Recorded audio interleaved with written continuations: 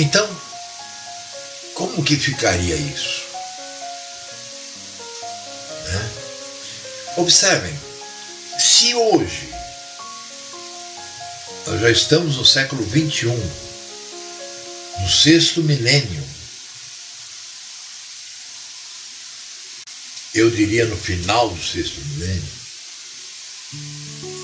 prestes a receber o Mashiach, as pessoas não conseguem entender nada. O que se diria, pois, daqueles que viveram lá atrás?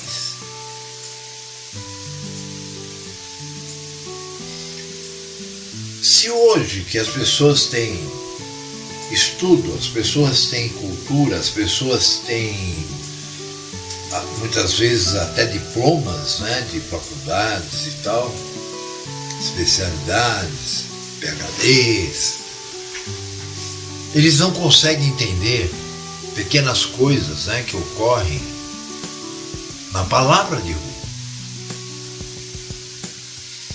Então imagine naquele tempo.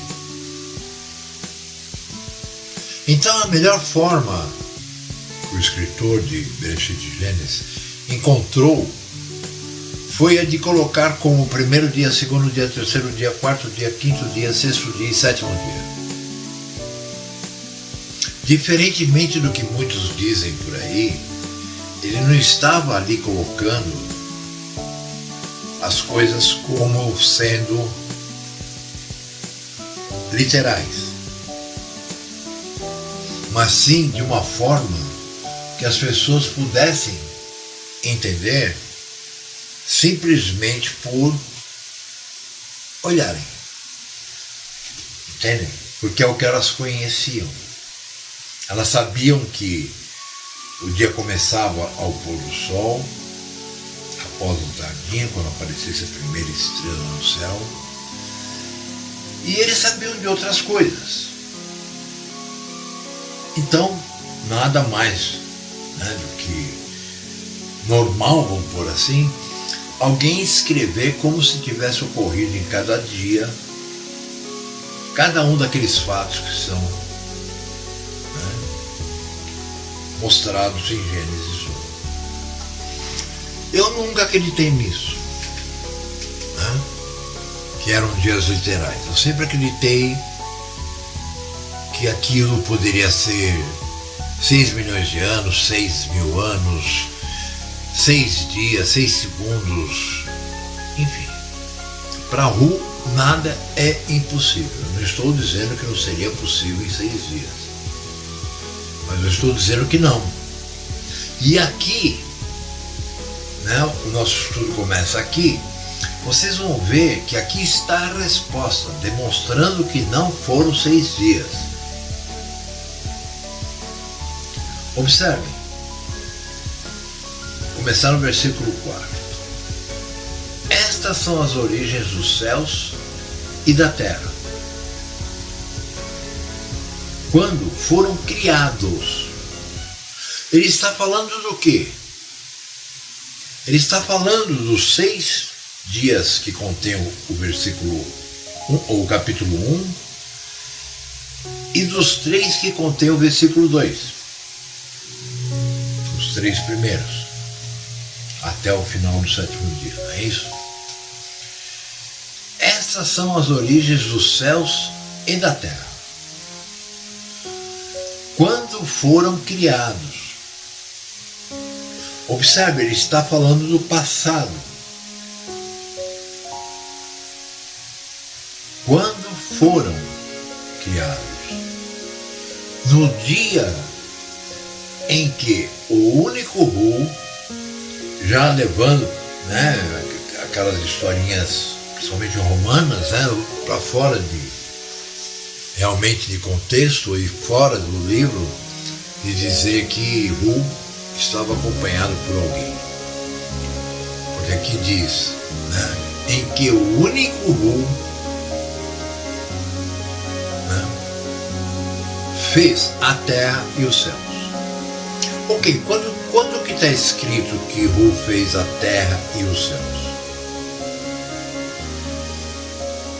Naquilo que eles chamam, quem escreveu, de primeiro dia, ou seja, o primeiro passo.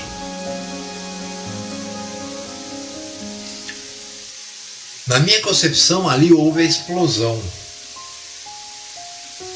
né, para que a antimatéria pudesse, né, se transformar em matéria, assim como o Hu desejou, assim como o Hu ordenou, assim como o Hu criou. A matéria da antimatéria. Se vocês assistirem os primeiros, vocês vão entender por que eu digo isso. Eu só estou relembrando. Então, essas são as origens dos céus e da terra. Quando foram criados, no dia em que o único Hu fez a terra e os céus. Observem, para que houvesse a terra e os céus, ele também fez no primeiro dia a separação. Ele criou a luz, o sol, e fez a separação entre a luz e as trevas. E a luz chamou dia, e as trevas chamou noite. Que é o que nós vemos no quarto dia, ok? Aí ele diz assim, em que o único Hu fez a terra e os céus. Agora começa a comprovar aquilo que eu lhes havia dito nas partes anteriores. E toda a planta do campo que ainda não estava na terra. Observe, lá no versículo 1, ele diz assim, e a terra era vazia e sem forma. É claro, ela era um pedaço de rocha, alguma coisa, né, que surgiu da explosão, da transformação da antimatéria para a matéria, e assim como os outros planetas e tudo que existe no universo, era sem forma. Mesma coisa que vamos dizer aí, se um planeta explodir, nós vamos encontrar milhões de pedacinhos, né, que podem ser até grandes, desse planeta, mas com certeza sem forma, incandescentes, etc, etc, etc. Ok? Então, ele diz assim, e toda a planta do campo que ainda não estava na terra. Observem, houve um período, que esse é um período que, vamos dizer assim, os cientistas, os arqueólogos, né, dizem terem sido eras, né? Ele diz que e toda a planta do campo que ainda não estava na terra. Observem, ele também diz lá na frente em Gênesis, capítulo 1, que tudo que ele criou geraria semente. E essa semente geraria outra coisa,